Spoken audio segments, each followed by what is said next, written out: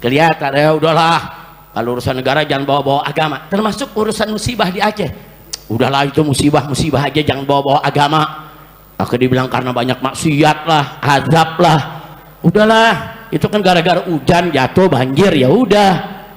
Enggak ada keimanannya, saudara. Betul, memang terjadinya suatu musibah, saudara, ada rentetan peristiwa, ya, adanya hujan, ada penggundulan hutan, saudara, ada deforestasi dan lain sebagainya. Ya, itu sebab-sebab yang, saudara, rasional, yang kelihatan dalam kita. Tapi jangan lupa, di sana ada sebab-sebab yang suprarasional, di luar jangkauan akal kita. Apa? Ya karena maksiat.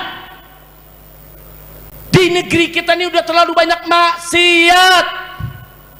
Kalau sudah terlalu banyak maksiat, saudara,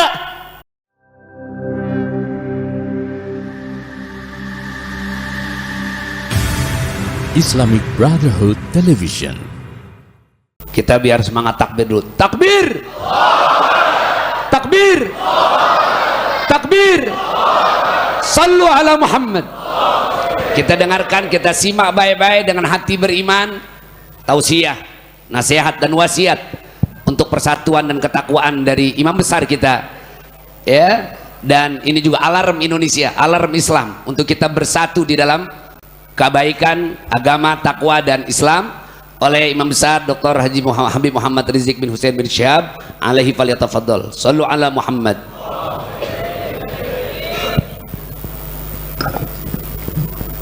Assalamualaikum warahmatullahi wabarakatuh.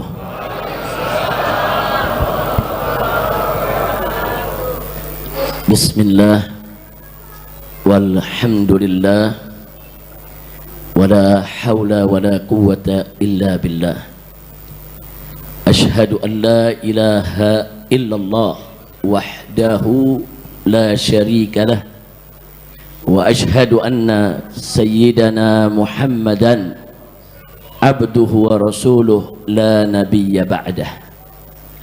Allahumma salli wa sallim wa barik ala sayyidina wa habibina wa syafi'ina wa maulana nabiyyina Muhammadin wa ala alihi at-tahirin at-tayyibin wa ashabihi al-ghurril mayamin wa man tabi'ahum bi ihsanin ila yaumiddin. Amma ba'd. Siyadatul habaib asy-syurafa wa sa'adatul ulama'il fudala wa jami'il hadirin wal hadirat al ahibba'il a'izza rahimakumullah.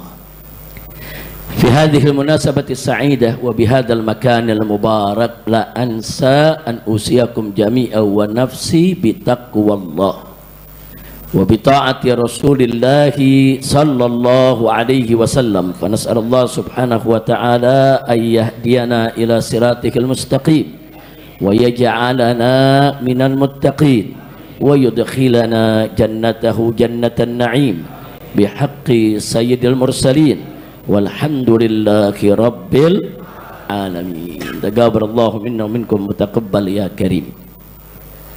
Satu kehormatan dan satu kebahagiaan bagi saya bersama rombongan yang pada hari ini bisa bersilaturahim dengan jamaah Masjid Al-Madinah, dengan masyarakat Karangtengah. Ini satu kebahagiaan dan mudah-mudahan silaturahim ini menjadi penyebab turunnya rahmat dan barakah. Nah, penyebab kebahagiaan lainnya adalah memang saya sudah 3 bulan lebih tidak melaksanakan safari Jumat. Nah, biasanya sudah sekian tahun setiap hari Jumat kita keliling dari masjid ke masjid, dari tempat ke tempat sejadi Botabek ya kawan. Tapi 3 bulan ini saya lebih banyak sholat di kampung, sholat di gunung, sholat di tempat sekitar kita tinggal. Jadi kita stop safari dakwah karena faktor kesehatan. Dan saya juga sudah hampir 3 bulan kita tidak tablik, tidak ceramah ke sana kemari. Baru pertama kemarin kita tablik terbuka di Reuni 212.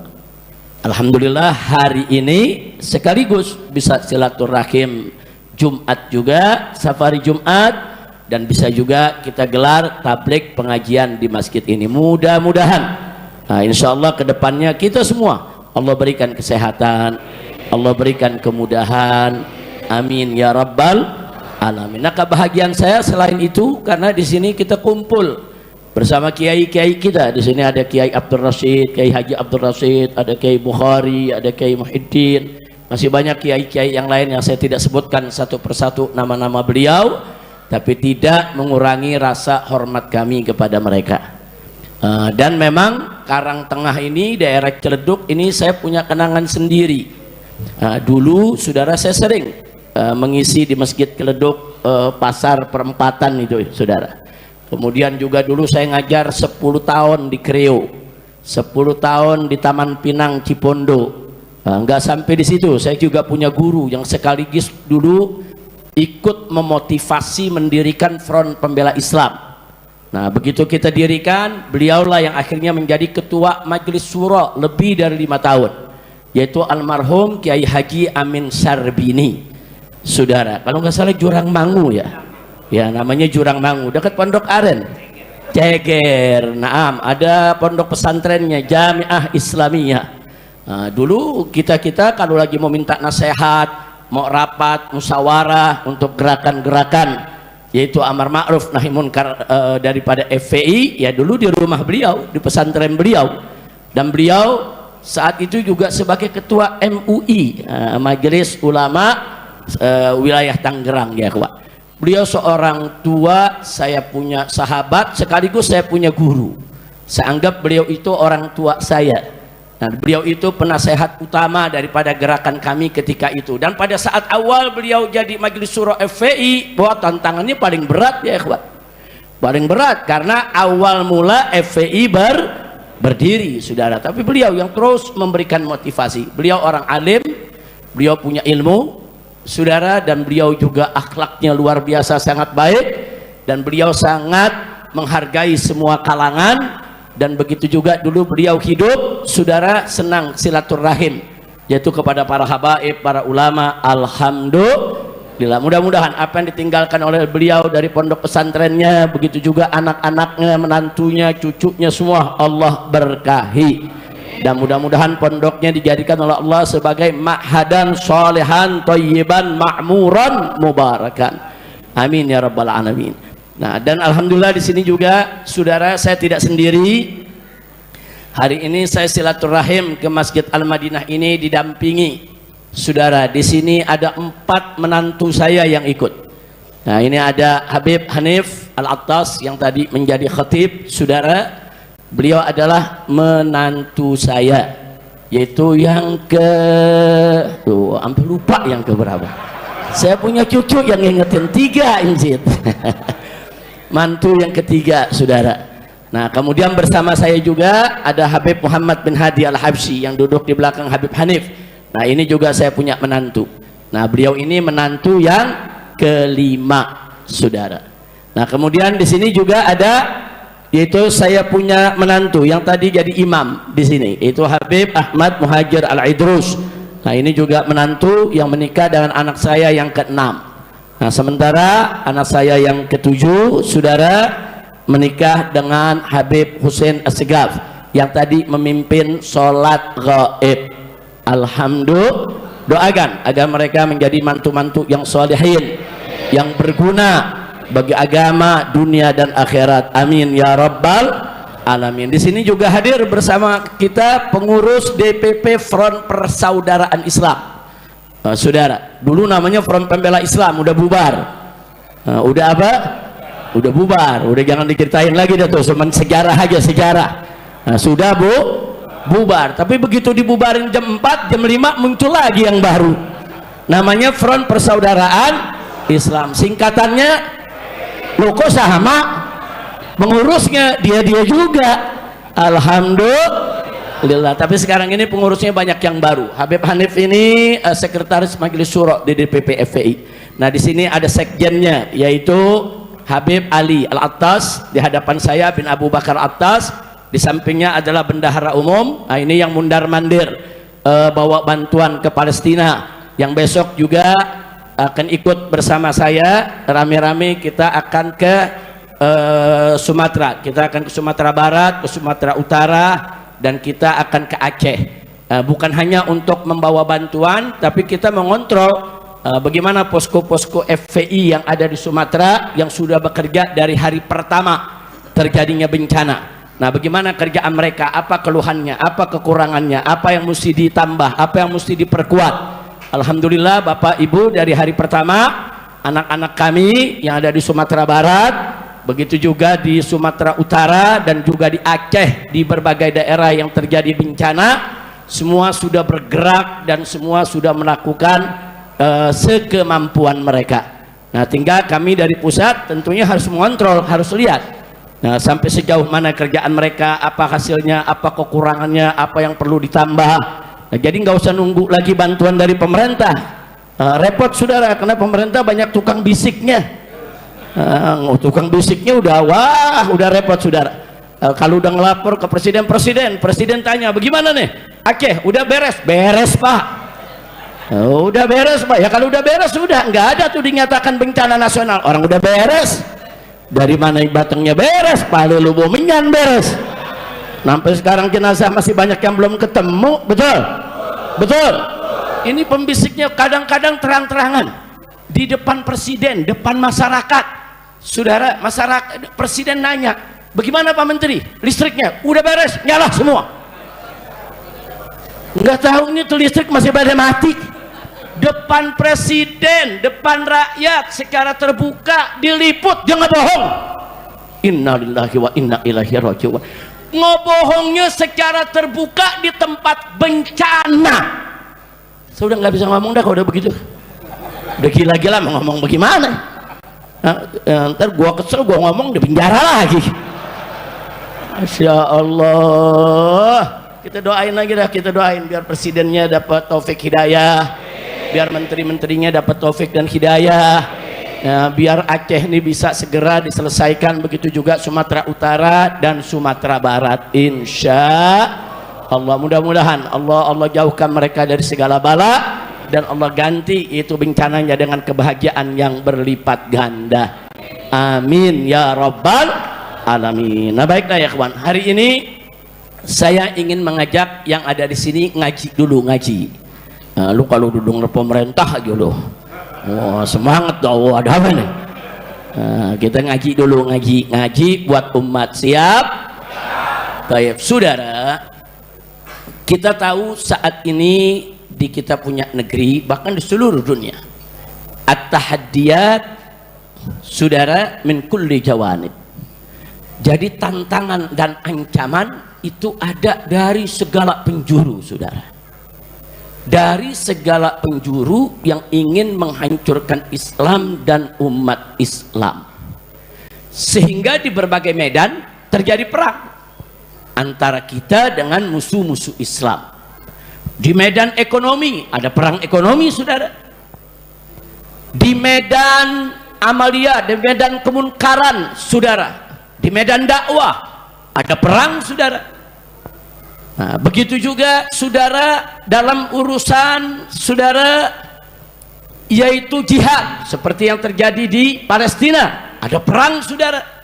Jadi ada perang ekonomi, ada perang melawan kemaksiatan, ada perang jihad saudara, dan yaitu perang-perang konvensional saudara. Tapi jangan lupa ada satu jenis perang yang lebih berbahaya dari semua jenis perang tersebut saudara. Perang ekonomi, kalaupun kita kalah saudara, resikonya kita miskin.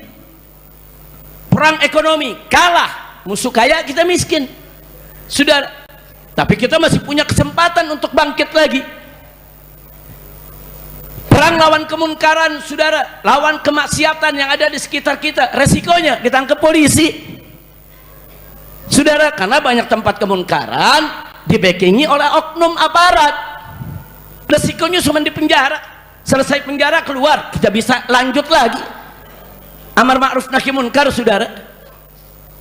Perang jihad fisabilillah seperti di Gaza, Palestina saudara, resikonya kalah, mati, itu pun mati syahid, nggak ada persoalan saudara, udah serba nikmat.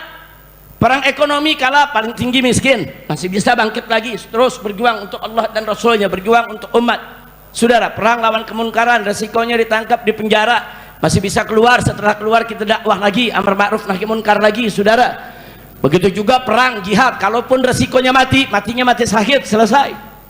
Tapi ada satu perang yang berbahaya, yaitu al-ghazwul fikri, perang pemikiran, saudara. Perang akidah. Kenapa berbahaya? Karena kalau umat kalah di bidang perang ini akan banyak yang murtad, saudara. Resikonya murtad, hilang iman, hancur akidah kita, saudara. Nah, karena itu, saudara, perang di bidang ini nggak boleh kita lupakan. Perang di bidang ini, saudara, harus kita pertahankan. Lewat apa? Lewat pengajian, lewat belajar, lewat nuntut ilmu, lewat hadir di majelis-majelis taklim, saudara, lewat kajian-kajian, saudara, untuk memperkuat akidah kita, memperkuat iman kita. Apalagi saat ini virus pemikiran berbahaya, saudara, menyerang kita dari segala penjuru dan ada di negeri ini. Dan virus ini, saudara, menyerang semua lapisan. Ada yang menyerang ke umara, ada yang menyerang ke ulama, ada yang menyerang kepada para santri, ada yang menyerang kepada umat yang di bawah, saudara. Inna lillahi wa inna ilaihi raji'un. Nah, makanya hari ini saya mau ajak ngaji, kenalan aja, saudara. Jangan-jangan kadang-kadang secara tidak sadar, jangan-jangan di antara kita ada yang kena virus ini secara tidak sengaja, secara tidak sadar. Nah, kalau kena virus ini buru-buru kita obatin. Jadi ada virusnya, ada penyakitnya. Kalau orang kena virus HIV, maka dia akan kena penyakit AIDS. Kalau orang terkena virus corona, maka dia akan terkena penyakit COVID-19. Kalau orang terkena virus influenza, maka dia akan terkena penyakit flu, saudara. Kalau orang terkena virus HBV, dia akan terkena penyakit hepatitis B, kanker hati, saudara. Kalau dia terkena virus HCV, saudara, dia akan terkena hepatitis C, saudara. Jadi ada virus, ada penyakit. Begitu juga dalam pemikiran, ada virusnya. Kalau virus ini dibiarkan akan menimbulkan penyakit pemikiran. Nah, virus pemikiran ini, saudara, dia bukan mendatangkan penyakit-penyakit jasmaniah, bukan. Dia mendatangkan penyakit pemikiran, penyakit ideologi, dan itu bisa merusak akidah, menghancurkan iman, saudara. Nah, ini yang harus sama-sama menjadi perhatian kita dan harus kita bersama-sama berjuang untuk mengobati wabah virus pemikiran. Singkat saja, saya akan perkenalkan hari ini sedikit saja di antara virus-virus pemikiran, yaitu virus liberal, saudara. Liberal ini sendiri, saudara, sekurangnya dia ada 4 virus pemikiran, dan 4 virus pemikiran ini akan melahirkan 4 penyakit pemikiran, saudara. Yang pertama namanya virus relativisme. Apa itu relativisme? Virus pemikiran yang membuat seseorang meyakini bahwasanya tidak ada kebenaran yang mutlak. Bagi dia, setiap kebenaran pasti relatif. Maksudnya setiap kebenaran relatif, bisa benar bisa salah. Walaupun dia benar, ada mungkin salahnya. Ini namanya virus relativisme, saudara.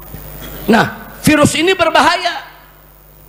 Kalau virus ini, saudara, kalau relativisme ini dalam dunia fisika, kimia, matematika, itu urusan sains, saudara. Tapi kalau virus relativisme sudah masuk dalam urusan ideologi, dia menyatakan tidak ada kebenaran mutlak, maka apa yang terjadi? Maka pikiran yang sudah rusak tadi, saudara, akan mengilhami dia berkeyakinan, saudara, bahwa agama pun tidak ada yang benar mutlak. termasuk agama Islam. Jadi bagi dia semua agama sama, bisa benar, bisa salah. Semua agama sama, nggak ada yang benar mutlak. Maka itu menurut pemikiran ini nggak boleh ada orang Islam menganggap Islam agama yang paling benar. Enggak, saudara, semuanya benar dan semuanya juga mungkin salah. Nah, saya mau tanya, saudara, kalau sudah punya pemikiran semacam itu bahaya tidak? Ini virus. Ini bukan virus influenza, bukan. Ini virus pemikiran. Jadi kalau di benak, mudah-mudahan tidak ada di sini, saudara, di benak siapa saja umat Islam, anak-anak muda, generasi milenial, Gen Z, saudara, kalau sudah ada pikiran terlintas semua agama sama, terlintas tidak ada kebenaran mutlak, saudara. Nah, kalau virus ini dibiarkan akan melahirkan penyakit. Apa nama penyakitnya? Pluralisme.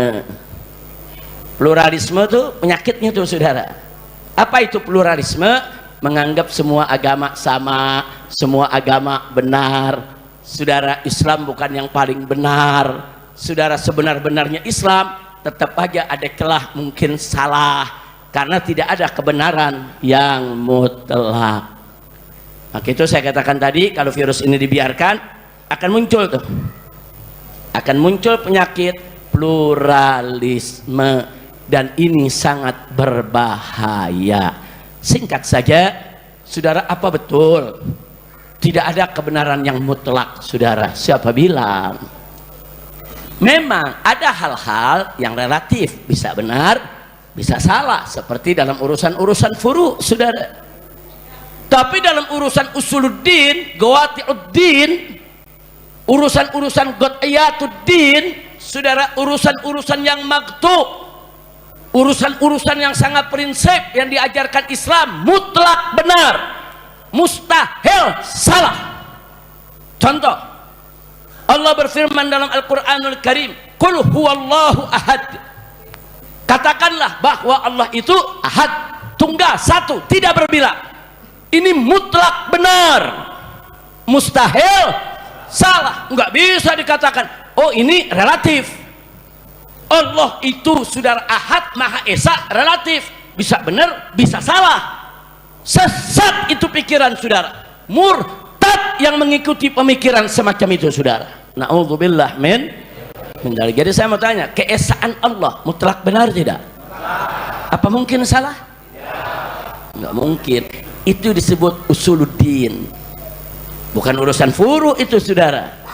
Itu usuluddin. Nah, kalau ada orang mulai mengatakan, ya kan nggak ada kebenaran relatif, termasuk agama, saudara, ini kan merusak iman, merusak akidah, bahkan bisa membatalkan keislamannya. Dia nggak yakin dengan agamanya. Inna lillahi wa inna ilaihi raji'un. Baik, kira-kira jelas tidak? Masuk yang kedua, saudara. Kalau virus yang pertama ini tidak segera diobati, yaitu virus relativisme, saudara, nggak diobatin nih, saudara, maka akan lahir virus berikutnya, saudara. Apa virus yang kedua? Skeptisisme. Apa itu skeptisisme? Sikap skeptis, saudara. Apa sih maksudnya skeptis, saudara? Karena dia sudah meyakini tidak ada kebenaran mutlak, termasuk kebenaran agama sekalipun, akhirnya dia jadi skeptis terhadap kebenaran agama. Ragu, saudara, skeptis itu dia meragukan kebenaran agama. Oh, saya muslim, tapi Islam benar apa enggak ya? Dia ragu, dia nggak keluar dari Islam, dia nggak menyengajakan diri untuk murtad, tapi muncul keraguan dalam pemikirannya, saudara. Gara-gara apa? Gara-gara virus tadi itu, virus relativisme, tidak ada kebenaran mutlak. Nah, karena virus ini dibiarkan merajalela, lahirlah virus baru, skeptisisme. Dia punya pemahaman, saudara, dia meragukan kebenaran agama. Nah, kalau sudah meragukan kebenaran agama, muncul penyakit. Apa penyakit yang muncul? Penyakit sekularisme. Dia meragukan agama benar enggak, ya sudahlah, jangan bawa-bawa agama kalau kita urusan politik. Jangan bawa-bawa agama kalau urusan negara. Jangan bawa-bawa agama lah kalau urusan ekonomi. Udah cukup agama di masjid saja. Udah cukup agama dilanggar di musola saja. Udahlah agama cukup ibadah mahdoh saja urusin. Tapi kalau udah bicara ekonomi, bicara tentang perbankan, bicara tentang politik, bicara tentang tata negara, udah nggak usah bawa-bawa agama. Agama bisa salah bisa bener kok. Kenapa mesti dibawa-bawa? Dia ragu dengan kebenaran agamanya sendiri. Dia nggak yakin, saudara. Kalau ajaran Islam itu mengatur ekonomi, mengatur politik, mengatur sistem bernegara, semua ada etika dan aturannya. Nah, jadi virus ini tadi saya sebutkan namanya virus skeptisisme. Lahir penyakit sekularisme. Saya tanya jujur, bahaya tidak? Bahaya. Dia bakal tinggal agama, dia nggak peduli. Dan ini udah banyak, saudara. Ini virus seperti ini, saudara, di kepala-kepala oknum-oknum pejabat kita udah banyak. Pokoknya kalau anda lihat ada orang ngomong kalau urusan negara jangan bawa-bawa agama, itu dia kena virus. Walaupun dia nggak mengatakan saya bukan liberal, saya Sunni, Syafi'i, Asy'ari, lulusan pesantren, Sufi, saudara.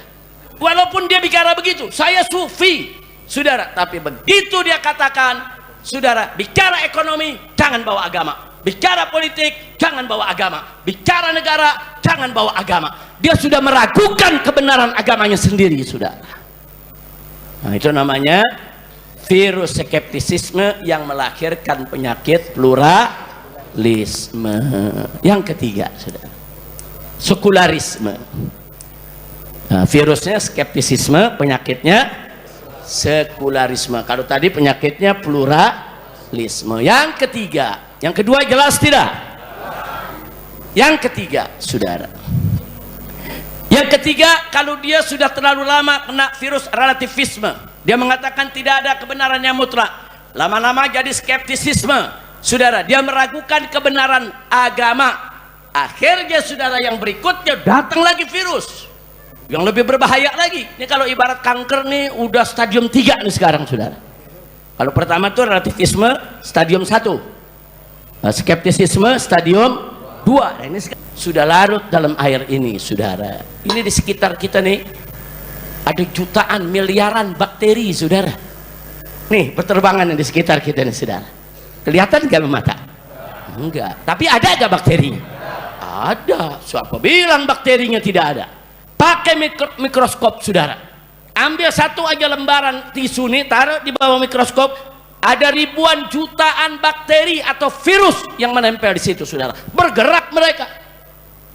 Jadi yang tidak kelihatan mata bukan berarti tidak ada. Tunggu dulu, ini listrik nih, kalau kita pegang kesetrum enggak? Percaya? Kenapa kita percaya kesetrum? Karena ada aliran listriknya. Tapi aliran listriknya di mana? Anda lihat alirannya? Ada aliran kelihatan? Oh, kalau nggak kelihatan nggak ada dong. Ya ente pegang itu listrik, kalau nggak kojon. Kira-kira paham nggak? Saya katakan itu di kabel-kabel listrik di jalanan tuh yang besar-besar itu ada aliran yang berjalan. Percaya nggak? Kok percaya? Kan nggak kelihatan.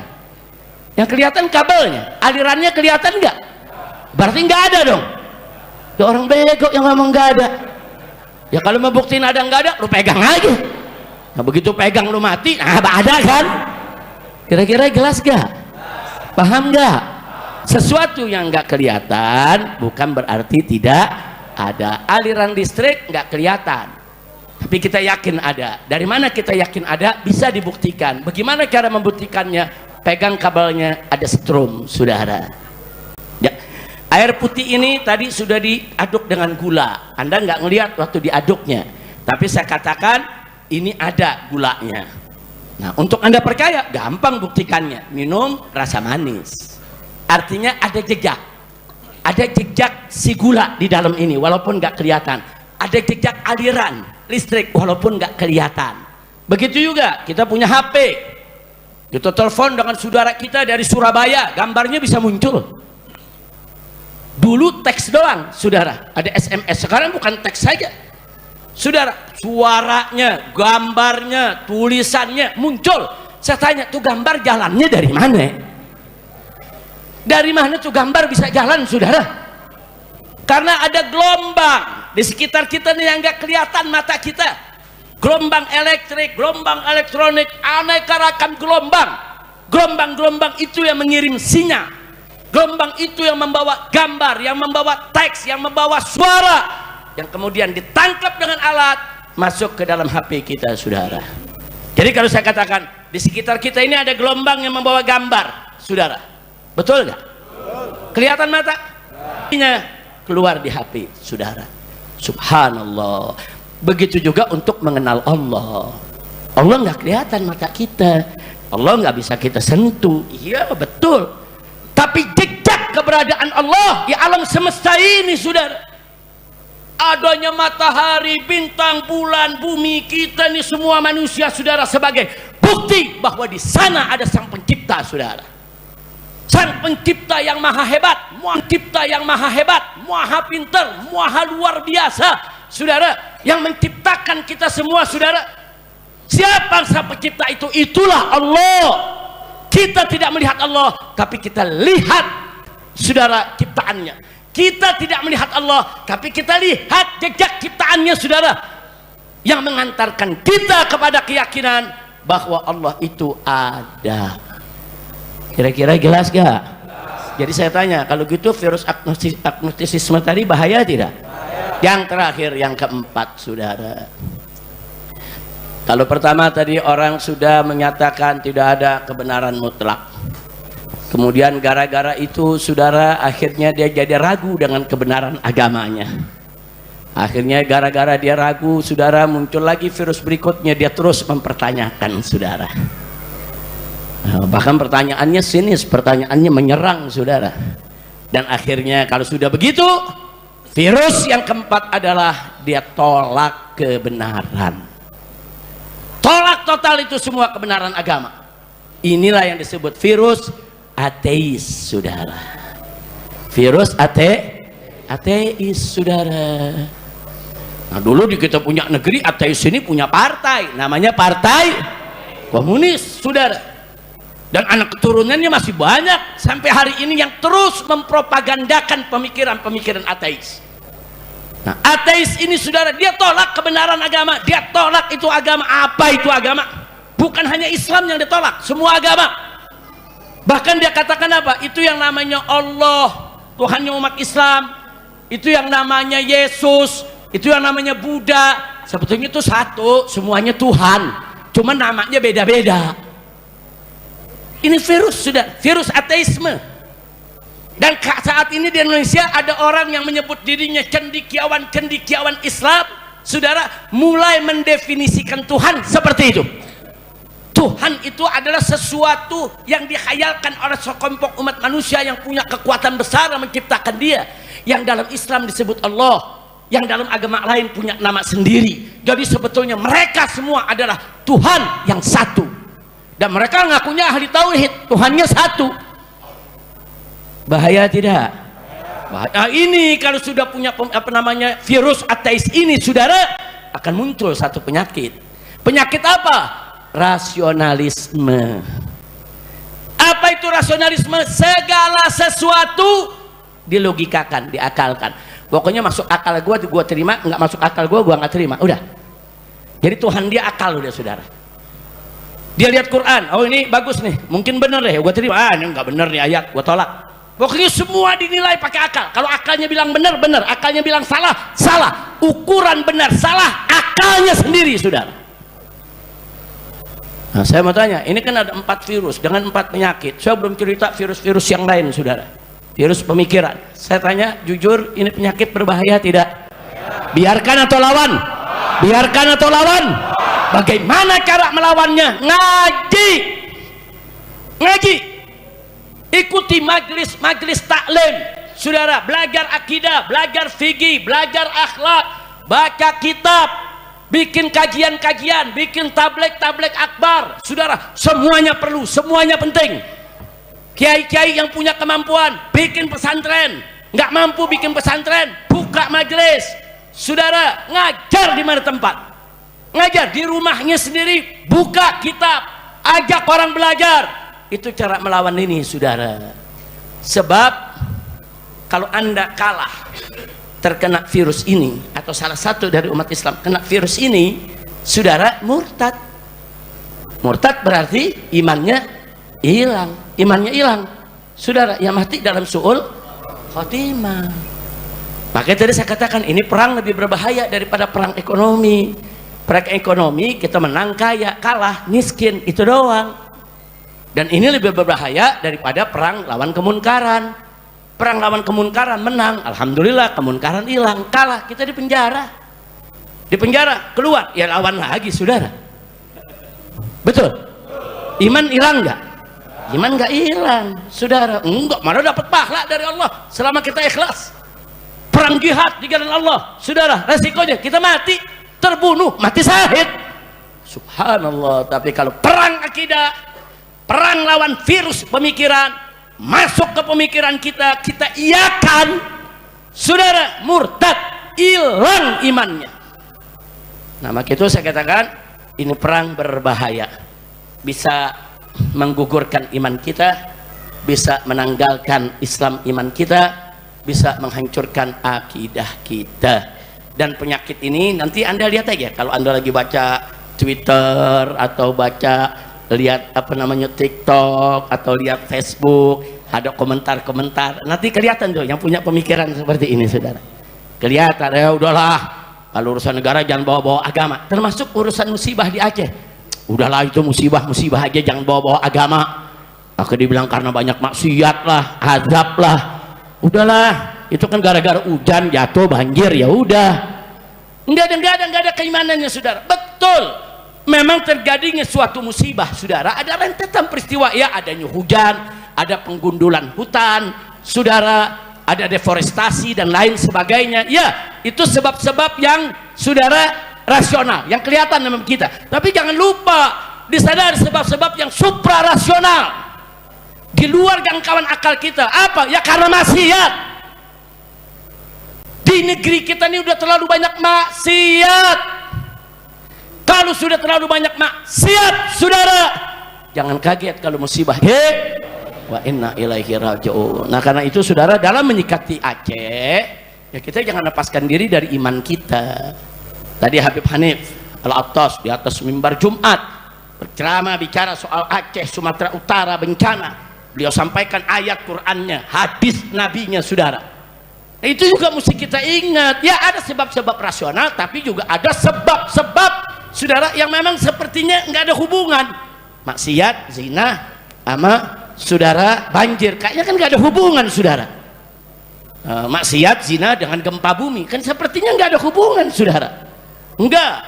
Dalam agama, orang-orang yang beriman yakin semua punya hubungan, saudara. Nah, adapun yang namanya penggundulan hutan, hujan, itu juga pencetus-pencetus, saudara, sehingga terjadinya bencana.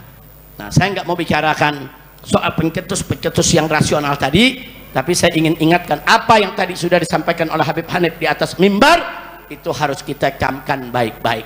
Dan Allah Subhanahu wa taala dalam surat Al-A'raf, saya berkali-kali bawakan ayat ini di mana-mana dari dulu bertahun-tahun, saudara, selalu kita ingatkan, di mana Allah sudah menyatakan dalam Al-Qur'an, walau anna ahlal qura amanu wattaqu la fatahna 'alaihim barakatin minas sama'i wal ard walakin kadzdzabu fa akhadnahum bima kanu yaksibun. Shadaqallahul azim. Buka surat Al-A'raf. Ini ayat 96 yang saya bacakan, baca ayat 97-nya, 98-nya, 99-nya, saudara. Allah rincikan di sana, saudara, bagaimana Allah kirimkan bala. Allah berikan peringatan, jangan merasa aman, merasa tenang dari balasan Allah kalau kita berbuat maksiat. Jelas, walau anda ahlal qura, anda kata penduduk negeri-negeri amanu, mereka beriman, wattaqau, dan mereka bertakwa kepada Allah. Allah janjikan, la fatahna 'alaihim barakat, niscaya akan kami buka untuk mereka, kami limpahkan kepada mereka barakat, aneka ragam keberkahan, minas sama'i wal ard, baik keberkahan yang Allah turunkan dari langit maupun yang Allah keluarkan dari perut bumi, saudara. Artinya apa? Jelas dalam ayat ini, saudara, kalau suatu negeri penduduknya beriman dan bertakwa, niscaya pintu keberkahan terbuka. Berkah buminya, berkah lautnya, berkah hutannya, berkah ekonominya, berkah politiknya, berkah keamanannya, berkah penghasilannya, berkah masyarakatnya, berkah keluarganya, berkah semuanya, saudara. Ini janji siapa? Janji siapa? Percaya dengan janji Allah, beriman kepada Allah. Siapa yang maha menepati janji? Siapa yang maha benar dengan janjinya? Takbir. Sallu ala nabi. Tapi jangan lupa lanjutan ayat, walakin kadzabu fa'akhadnahum bima kanu yaksibun. Nah, tapi penduduk negeri ini banyak yang mendustakan ayat Allah, mendustakan hukum Allah, mendustakan aturan Allah. Saudara, akibatnya apa? Fa'akhadnahum bima kanu yaksibun. Kami siksa mereka, kami berikan balasan kepada mereka lantaran apa yang sudah mereka lakukan. Artinya tadi beriman bertakwa kepada Allah, Allah berkahi. Sebaliknya mendustakan Allah, saudara, dia tidak mau beriman, tidak mau bertakwa kepada Allah, maka Allah akan kirim azab. Na'udzubillah min dzalik. Nah, karena itu kalau terjadi aneka ragam musibah di negeri kita, yuk sama-sama kita introspeksi diri. Tapi baiklah, sebelum saya akhiri singkat saja. Tapi jangan juga gara-gara saya ngomong begini langsung kita mentuduh, oh ini yang di Aceh azab nih, oh ini yang Sumatera Barat azab nih, oh ini yang di Sumatera Utara azab nih. Tunggu, jangan gampang sembarangan kita nuding menilai. Saudara, musibah itu, saudara, kullu amrin makruh. Setiap perkara yang menimpa kita yang kita tidak suka, itu namanya musibah. Saudara, musibah bentuknya macam-macam. Penyakit itu musibah. Kita dicaci maki orang, itu musibah juga. Kita difitnah orang, musibah, saudara. Nah, begitu juga terjadi bencana, itu adalah musibah. Tapi musibah ini, saudara, dia merupakan peringatan, azab, saudara, atau ujian. Jawabnya tergantung yang menerima musibah. Kalau yang mendapat musibah, para rasul, para nabi, para aulia, para wali, para solihin, para muttaqin, orang-orang yang bertakwa, para mukminin, orang-orang beriman, orang-orang solihin, orang-orang yang baik, dapat musibah, maka musibah itu adalah mihnatun, imtihan, ujian. Makanya hamba Allah yang paling banyak ujiannya itu yang pertama kali adalah para anbiya, saudara. Anbiya dulu yang paling banyak ujiannya, saudara. Bahkan ujiannya lebih berat daripada manusia-manusia biasa. Nah, kalau kelompok ini menerima musibah, saudara, dipastikan itu ujian. Kenapa mereka diuji? Supaya kedudukan mereka semakin tinggi di sisi Allah Subhanahu wa ta'ala. Jadi musibah itu bentuk kasih sayang Allah kepada orang-orang yang solihin untuk liraf'i darajatihim, untuk diangkat kedudukan mereka, saudara. Alhamdulillah. Makanya orang-orang solihin kalau diuji begitu, saudara, hampir nggak ada yang nggak lulus, saudara. Hampir semuanya lulus karena dasarnya memang sudah kuat. Mukminin, sobirin, syakirin, saudara. Nah, itu kelompok yang pertama, ujian buat kelompok yang begitu tuh. Yang kedua, ada kelompok, saudara, dia muslim secara umum baik, tapi kadang-kadang masih suka maksiat, kadang-kadang khilaf, kadang-kadang males mau ibadah, nah kadang-kadang gampang tergoda, jatuh juga ke lembah maksiat. Tapi secara umum dia baik, saudara. Masih banyaklah kebaikannya. Kena musibah, maka musibah itu adalah inzar, peringatan. Kenapa Allah berikan peringatan? Allah masih sayang sama kelompok ini. Diberikan peringatan supaya insaf dan sadar, saudara, agar yang bersangkutan, saudara, meningkatkan kebaikannya, saudara, dan menstop keburukannya. Nah, kalau sudah begitu, saudara, orang-orang kelompok ini begitu dapat peringatan, dia sadar, dia tobat, dia kembali ke jalan Allah, insya Allah musibahnya akan menjadi tathhiruz dzunub, menjadi pencuci dosa. Nah, makanya kelompok ini kalau dapat peringatan, oh ini peringatannya dari Allah, buru-buru tobat, buru-buru tobat. Nah kalau tobat, dosanya Allah ampuni, tingkatkan kebaikannya. Nah kira-kira jelas tidak? Yang ketiga, saudara, yang ketiga, orang-orang yang nggak ada kebaikan dalam dirinya di sisi Allah dan Rasulnya. Seperti siapa? Orang-orang kafir yang mengingkari Allah dan Rasulnya, orang-orang musyrik yang mempersekutukan Allah, saudara. Begitu juga orang-orang ahlul ma'asi, saudara, orang-orang yang hidupnya diisi dengan maksiat, nggak pernah sholat, nggak pernah puasa, nggak pernah zakat, nggak pernah mau berbuat baik. Setiap hari kerjaannya judi, nenggak minuman keras, saudara, berzina, mencuri, menipu, berbohong, korupsi, semua kejahatan dia lakukan. Nggak ada kebaikan dalam dirinya, saudara. Kalau kelompok ini, saudara, mendapatkan musibah, itu adalah azab yang Allah kedepankan di dunia ini, saudara, sebelum dia masuk ke akhirat. Dan azab akhirat asyad, lebih keras lagi, saudara. Na'udzubillah, men. Kira-kira jelas tidak? Saya mau tanya, kalau orang-orang solihin dapat musibah, namanya ujian. Nah, kalau orang-orang yang baik tapi masih suka-suka miring begitu, saudara, kena musibah, namanya peringatan. Tapi kalau yang tiap hari maksiat kena musibah, namanya azab. Lucunya, saudara, ada preman sholat nggak pernah, puasa nggak pernah, tiap hari maksiat, tahu-tahu dapat musibah. Ditanya temennya, kenapa lo? Gue lagi diuji nih sama Allah.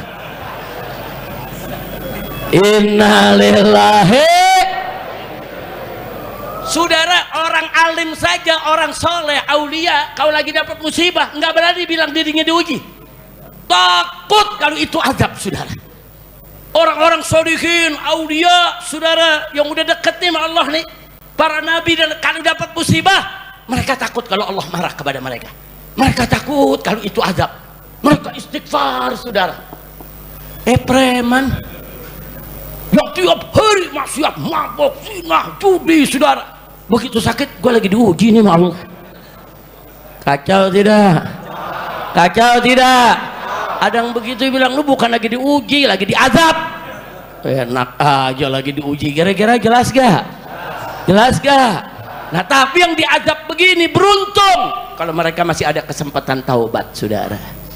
Begitu dapat azab sekian, dia sadar, ya Allah, memang aku punya dosa banyak, ya Allah, aku nggak pernah ingat Engkau, ya Allah, aku nggak pernah sholat, aku nggak pernah puasa, ya Allah, tubtu ilaik, aku bertobat kepada Engkau, ya Allah. Oh, kalau yang namanya tobat, Pak, Bu, dosa setinggi gunung, dosa seluas samudra, asal kita datang kepada Allah dengan taubat yang nasuha, niscaya Allah pasti akan menerima taubat kita. Nah, jadi sekali lagi, saudara, jadi musibah-musibah itu begitu. Maka itu kalau ada yang tanya, ini musibah di Aceh bagaimana nih? Ini masuk yang mana? Musibah di Sumatera Utara masuk yang mana? Musibah di Sumatera Barat masuk yang mana? Kita kembalikan kepada yang menerima musibah, saudara.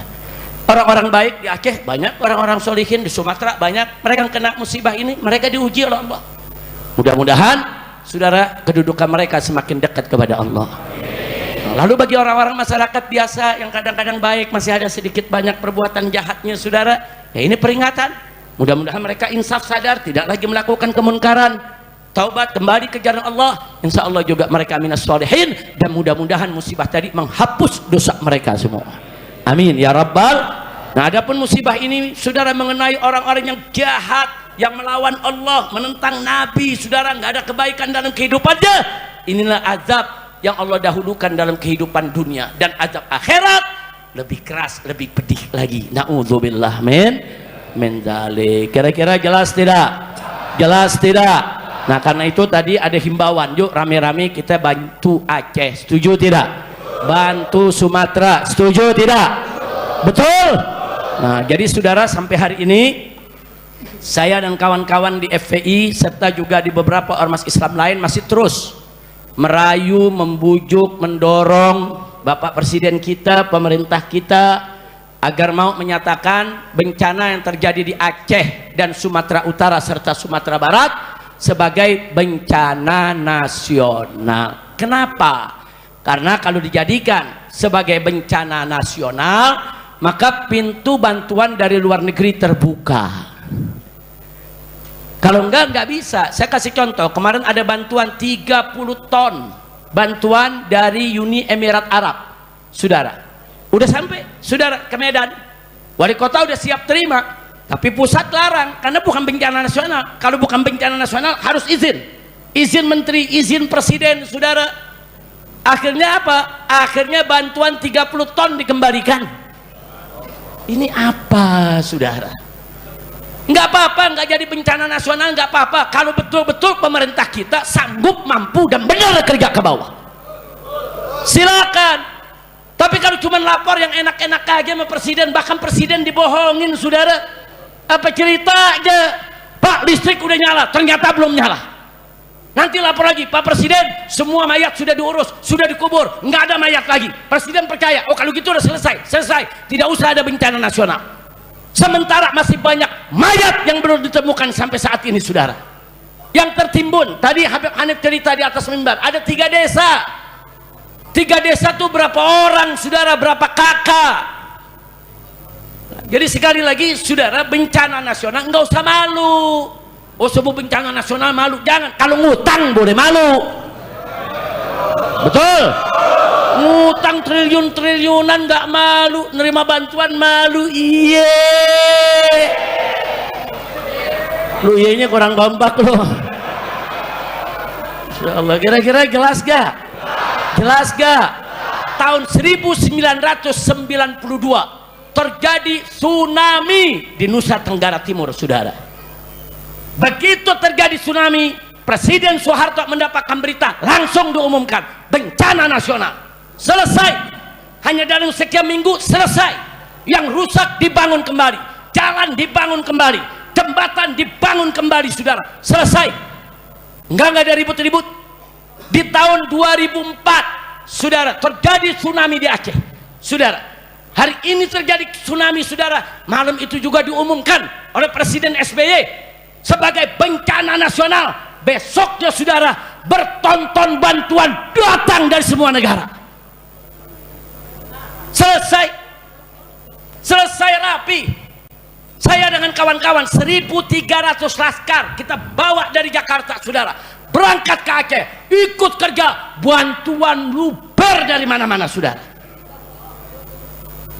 Tapi sekarang, saudara, nah, giliran ada mau bantuan bilangnya enggak, kita masih mampu, kita masih mampu, kita masih mampu. Masih mampu dari mana mampu? Kalau mampu jembatan udah beres, kalau mampu tuh mayat udah selesai semua diangkat dalam waktu singkat, betul. Jangan malu, saudara. Ada lagi menteri pakai ngeremehin bantuan Malaysia, nggak seberapa.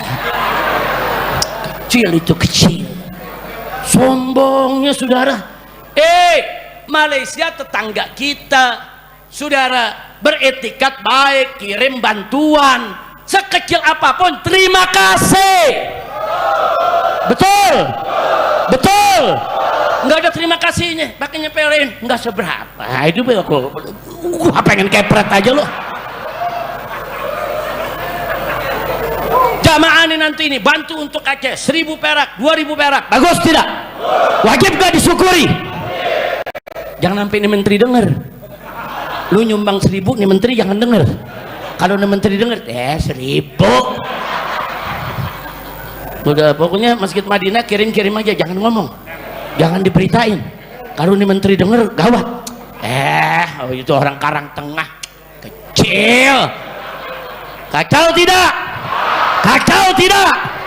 Apa orang begini layak jadi menteri? Ada lagi menteri yang lain, saudara, lagi rapat nih. Apa dia ngomong? Kita nih udah siapin apa namanya kapal Hercules. Ya nanti kita berangkat nikmatinnya gitu kapal Hercules, bisa foto-foto sambil tamasya. Apa lu punya kerja? Saudara, mau ngebantuan yang dipikirin ikut tamasya pakai Hercules. Yang dipikirin mau foto-foto, saudara. Kesana bantu.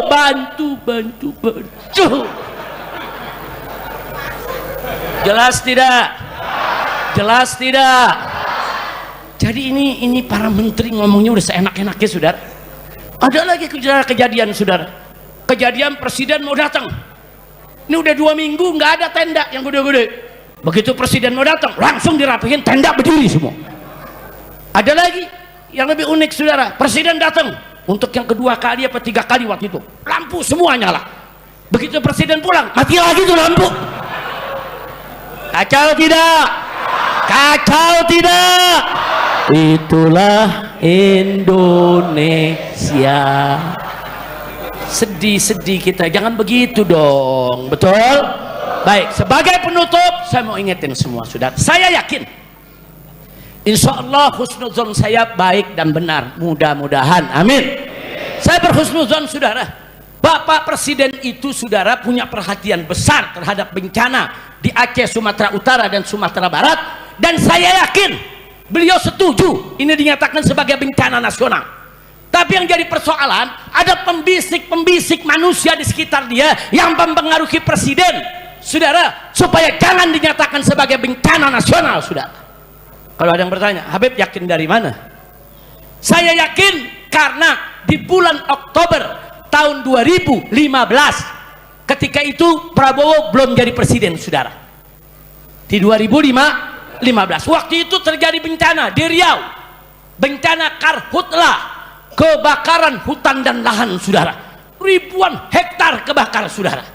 Nah, saat itu presidennya Jokowi, presiden lambat, saudara, kerjanya nggak cepat, saudara. Akhirnya apa? Prabowo menulis di akunnya, saudara. Beliau tulis sendiri di akunnya, saudara. Apa beliau katakan? Ini harus segera dinyatakan sebagai bencana nasional agar bantuan dari luar negeri segera datang. Jangan kita tunda-tunda, ini berbahaya. Artinya apa? Saya pernah baca itu, hari ini pun jejak digital itu tetap ada. Saya percaya bahwa Prabowo tahu tanpa dinyatakan sebagai bencana nasional berat bagi pemerintah untuk mengatasinya, saudara. Tapi kenapa kok Prabowo sampai saat ini nggak mau menyatakan sebagai bencana nasional, saudara? Nah, di sini saya suuzon kepada orang-orang yang memberikan bisikan atau laporan asal Bapak senang, saudara. Oh, tapi Habib kan nggak boleh suuzon kalau nggak ada bukti, ada korinahnya, saudara. Kalau Prabowo ini dibohongin, buktinya mana? Ya itu tadi yang saya cerita, depan presiden, depan wartawan, di hadapan masyarakat. Presiden nanya langsung, bagaimana listrik Pak Menteri? Udah nyala semua, Pak. 90% semua udah nyala, padahal masih mati. Itu dia ngomong begitu apa? Asal presiden senang, saudara. Depan presiden, depan rakyat, depan TV, dia berani laporan asal Bapak senang walaupun harus bohong. Nah, kalau depan TV berani, apalagi di belakang TV. Makanya tadi saya kira, oh ini jangan-jangan pembisiknya lapor Pak Presiden. Pak Presiden panggil nih orang-orang dekat, bagaimana Aceh? Udah beres, Pak. Bagaimana tenda-tenda? Rapi, Pak. Bagaimana makanan-makanan? Udah tertanggulangi, Pak. Bagaimana listrik? Udah nyala semua, Pak. Bagaimana jembatan-jembatan yang rubuh? Udah beres, udah nyambung. Sama gedebong pisang dari nyambungnya. Ya pokoknya laporan yang penting Bapak Presiden senang. Oh begitu. Terus Presiden tanya, jadi kalau begitu apa perlu nyatakan bencana nasional? Nggak usah, Pak. Nggak usah. Itu urusan kita lah. Kita kan cinta Bapak, kita bela Bapak, kita yang beresin. Luar biasa, saudara. Makanya Presiden sampai sekarang nggak mau menyatakan bencana nasional. Nah, kalau ada yang tanya, Habib, kenapa ada oknum-oknum yang takut kalau di sana dijadikan bencana nasional? Kenapa takut, saudara? Karena kalau jadi bencana nasional, gelombang bantuan dari luar negeri datang. Bukan bantuannya yang mereka takut. Kalau sudah dibuka, jurnalis internasional akan datang semua, saudara. Peneliti seluruh dunia akan datang, saudara. Di samping mereka membawa jutaan ton bantuan, mereka juga membawa peneliti, penyidik, pemeriksa, jurnalis, saudara. Mereka mencari kenapa ini hancur begini. Oh, ini karena banjir. Kenapa bisa banjir? Oh, karena hutannya gundul. Kenapa gundul? Oh, karena ada program ini dan program itu. Siapa yang buat program? Dan yang buat programnya pemerintah. Siapa yang tanda tangannya? Oh, ini yang ngerjain adalah perusahaan. Apa nama perusahaannya? Siapa pemilik perusahaan? Nah, terus dari mana tuh dia punya izin? Siapa nanda tanganin izinnya? Dibongkar semua, saudara. Jadi banyak yang takut kalau itu semua dibongkar, mereka semua masuk penjara.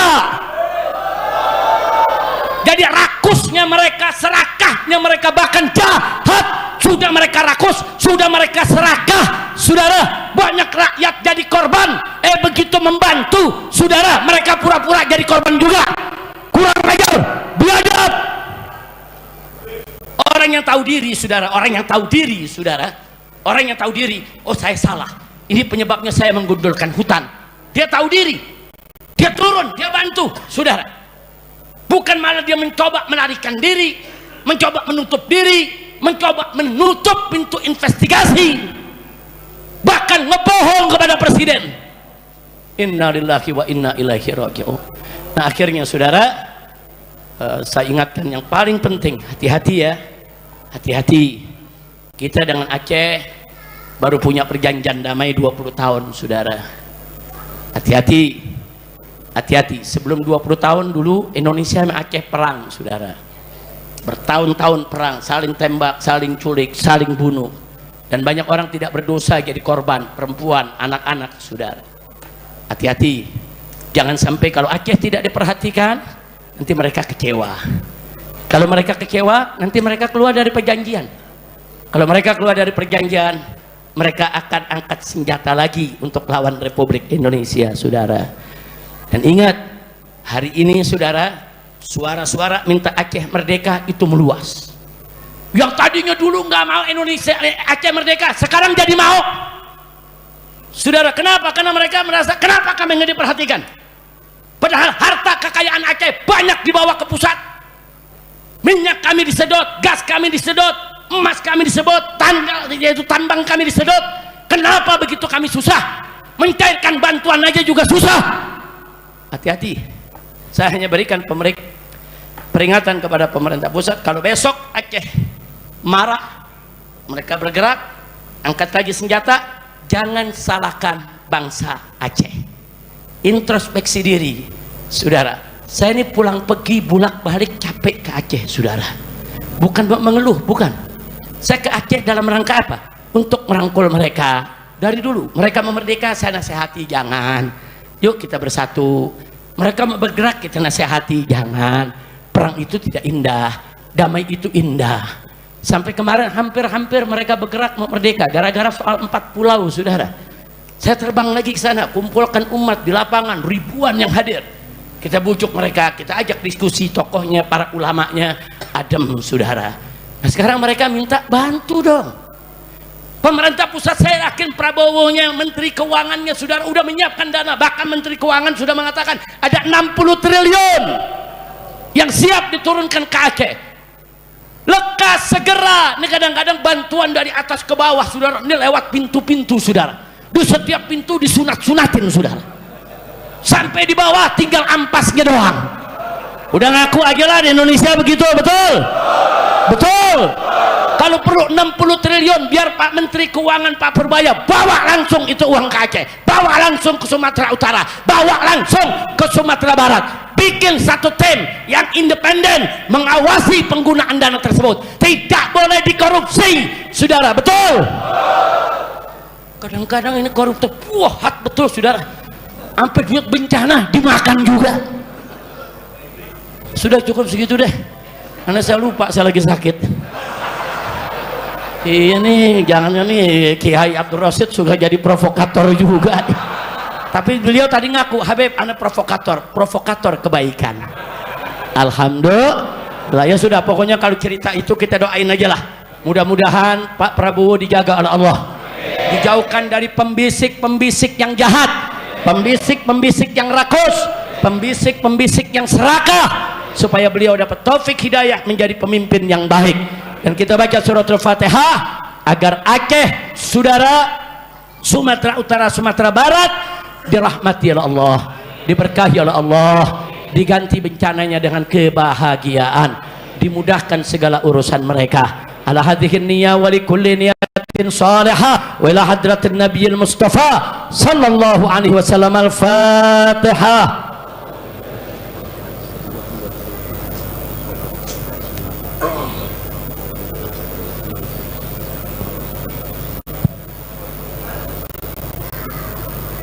Saudara, saya minta kerituannya membaca surat Al-Fatihah untuk kesembuhan orang tua kita, guru kita, tokoh kita, saudara yang saat ini sedang dirawat di rumah sakit dan sedang kritis, yaitu Bapak Profesor Kiai Haji Amal Zarkashi. Nah, itu keluarga besar daripada pendiri Pondok Pesantren Gontor, saudara.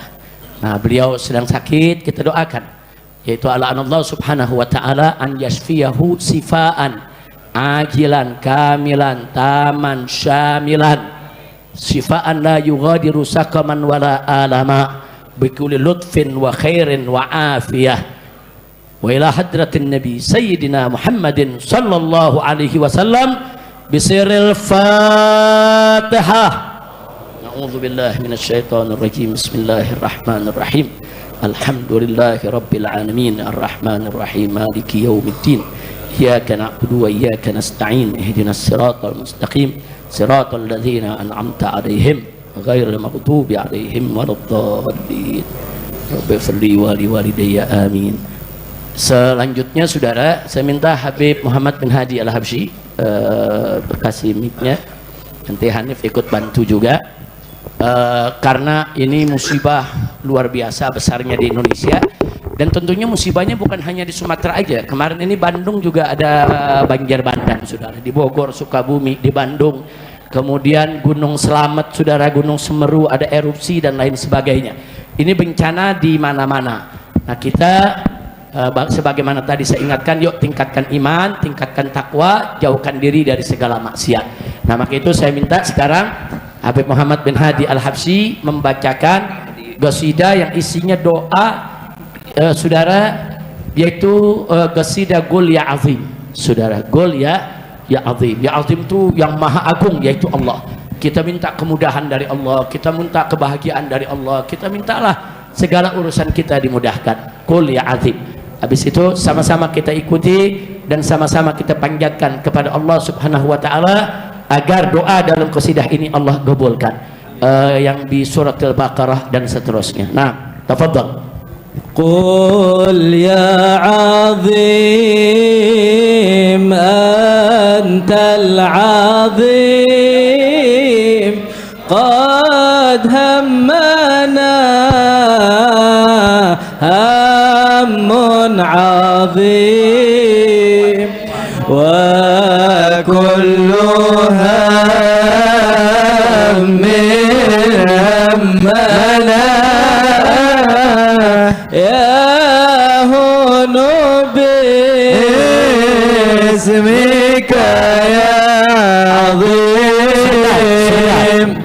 Sambil baca ini kita kumpulkan dana buat bencana Aceh, Sumatera Utara, Sumatera Barat. Setuju? Itu satu. Kedua, ini yang dibaca nggak main-main. Qul ya azim, katakanlah ya azim, wahai yang maha agung. Katakanlah wahai yang maha agung. Antal azim, kau ya Allah sungguh maha agung. Qad hammana hammun azim, telah menimpa kami yaitu kesedihan yang luar biasa, kegelisahan yang luar biasa, begitu azim. Kemudian kita katakan lagi wa kullu hammin, dan setiap kegelisahan, kesulitan yang bagaimanapun juga yahun, akan menjadi mudah, akan menjadi ringan bismika ya azim, dengan namamu wahai yang maha agung. Artinya bagus tidak? Bagus tidak? Jadi sambil baca sambil resapi. Semua lanjut lagi. Qul ya azim antal azim qad hammana hammun azim wa kullu hammin ya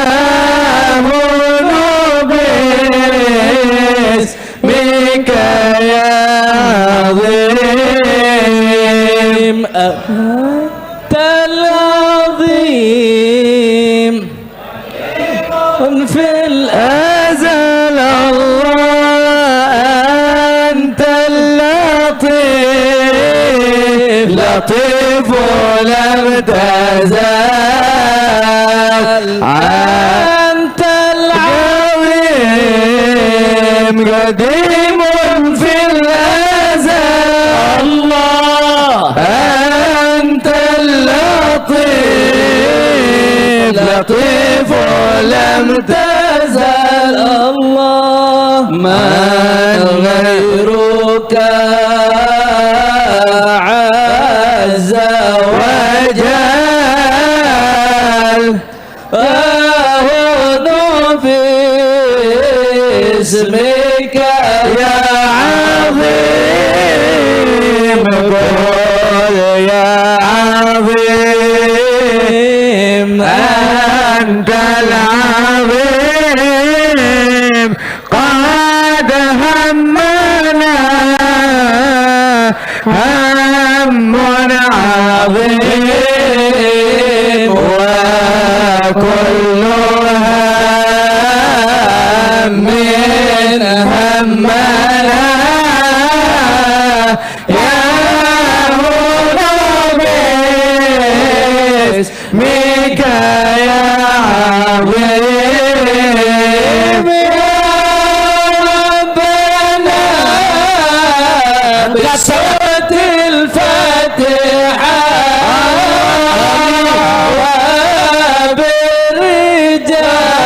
وبالرجال رجال الصالحات اجعل أمورنا ناجحة نحن وكل المسلمين قل يا عظيم أنت العظيم قد همنا هم عظيم وكل هم همنا يا باسمك يا عظيم يا ربنا بصوت البقرة وبالرجال رجال العشرة يا ربنا بصوت البقرة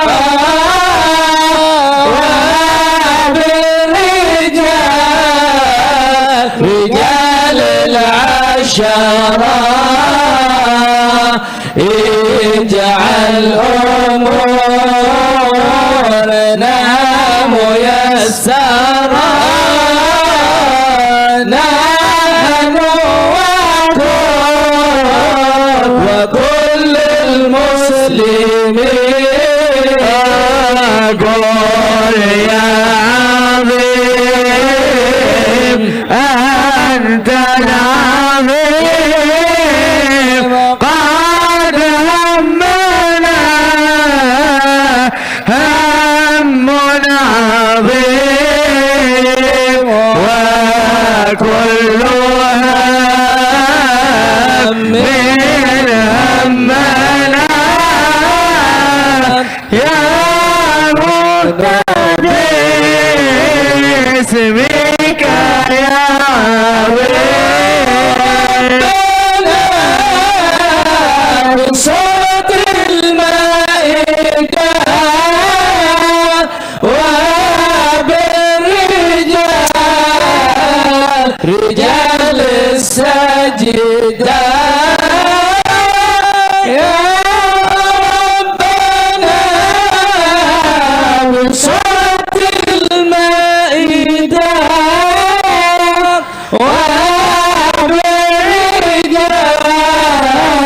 رجال السجدة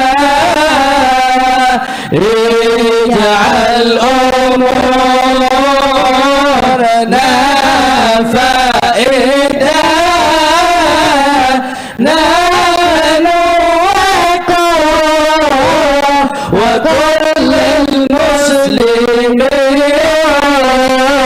قل يا عظيم أنت العظيم قد همنا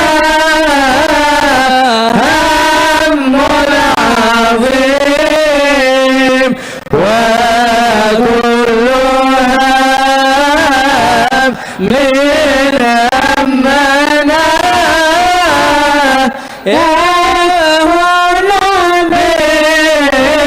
باسمك يا عظيم يا ربنا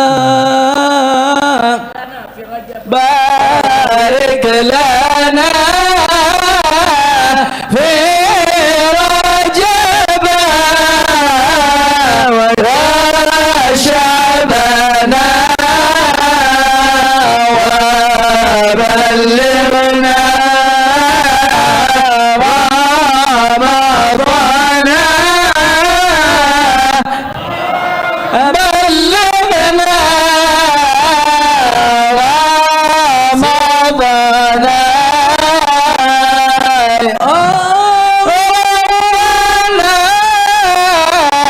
بارك لنا في رجب وشعبنا اللهم بارك لنا في رجب